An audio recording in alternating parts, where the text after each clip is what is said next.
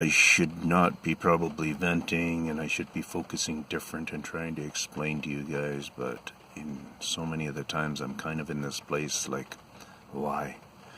What the hell? I feel like I'm such in a barrel by myself, and I'm not in a communion barrel. And it's like, what's the sense of explaining it half the time? Because it's what I live, and it's a rough life in this format. I think if I did have a better allowance from the government, then I probably would be able to make my life more comfortable. I could imagine that. So right now the comforts are tough just because of where I have to place myself, what I'm living with. Like this vehicle here is so on its last legs. I get flat tires every day that are able to be fixed by just filling them back up again, and they're not the same. It's just tricky stuff. Different tires, different times, and the car caught on fire just the other day here.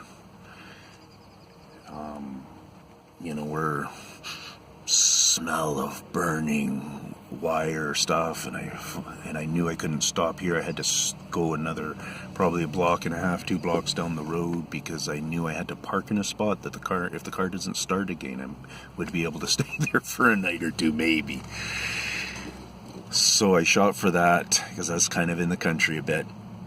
Stopped, opened the hood, and flames are shooting out.